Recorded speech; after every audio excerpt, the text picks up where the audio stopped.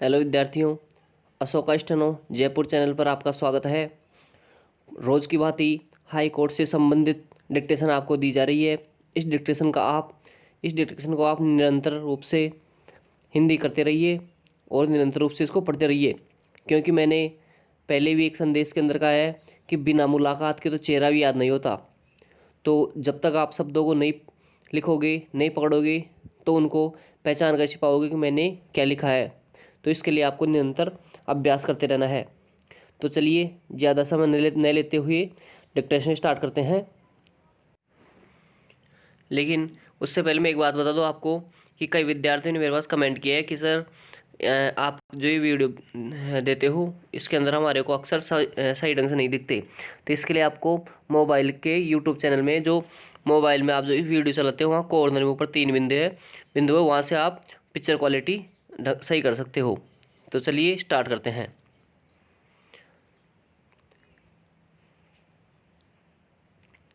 Start.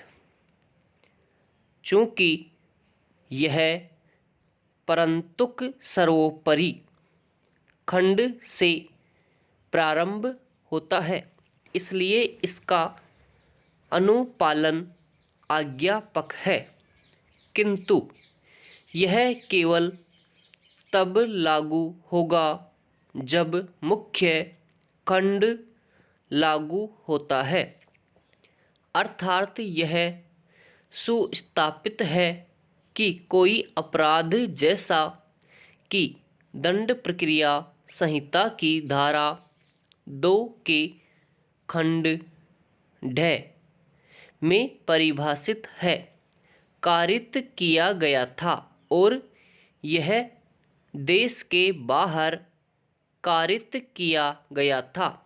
इस प्रक्रम पर जिस बात की परीक्षा की जानी है वह यह है कि क्या अपीलार्थी का यह दावा कि भारतीय दंड संहिता की धारा 120 ख के साथ पठित धारा 420 और धारा 471 के अधीन अपराध भारत के बाहर कारित किया गया था अथवा नहीं, दंड प्रक्रिया संहिता की धारा 120 ख में अपराध परिभाषित है जिससे ऐसा कोई कार्य या लोप अभिप्रेत है जो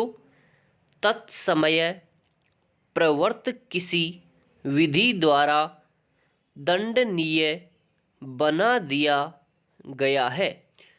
उन अपराधों में से कोई एक भी अपराध जिनके लिए अपीलार्थी पर आरोप लगाया गया है, इनके संगठनों में से कोई भी संगठक नहीं है। जांच या विचारण करने की अधिकारिता धारा 177 के अधीन उस न्यायालय में निहित है जिसकी स्थानीय अधिकारिता में अपराध कारित किया गया है। इस प्रकार अपराध का कारित किया जाना न कि अभियुक्त का निवास स्थान अधिकारिता का निश्चायक है। जब दो या दो से अधिक व्यक्ति कोई अवैध कार्य या कोई ऐसा कार्य करने के लिए जो कि अवैध है, अवैध साधनों द्वारा करने के लिए या करवाने के लिए सहमत होते हैं, तो ऐसी सहमति भारतीय दंड संहिता की धारा 120 के अधीन आपराधिक षड्यंत्र के रूप में विहित की गई है। अपराध की संगठक न कि निवास स्थान सहमति है। इसमें दो या दो से अधिक व्यक्तियों के मत का मेल मुख्य अपेक्षा है। भले ही यह मान लिया जाता है कि अपीलार्थी दुबई में था तथा उसने भारत में रहते हुए भारत में अवैध कार्य करने के लिए अपने सहयोगी के साथ सहमति की है, तो भी षड्यंत्र का अपराध तभी प्रवर्तन में आ गया जब इन दोनों के बीच सहमति की गई थी। दो मन विचार तब मिले जब भारत में मौखिक या लिखित बात की गई थी। इसलिए षड्यंत्र के अपराध को भारत के बाहर किया गया नहीं कहा जा सकता है। मुबारक अली अहमद बनाम मुंबई राज्य AIR 1957 SC 857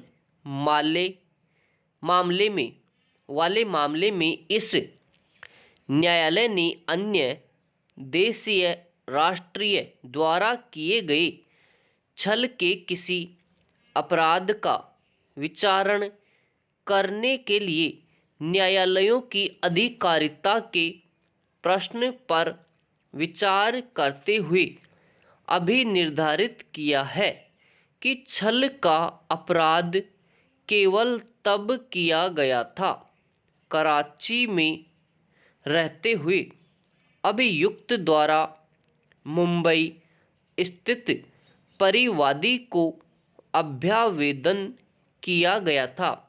शारीरिक रूप से उपस्थिति पर आधारित दलील अस्वीकार की गई थी और निम्नलिखित अभिनिर्धारण किया गया था। इसलिए केवल इस बात का अवलोकन किया जाना है कि क्या यह विचार करने के लिए कोई कारण है कि कोई अन्य देशीय जो अपराध कारित करने के समय शारीरिक रूप से उपस्थित नहीं था, संहिता के अधीन के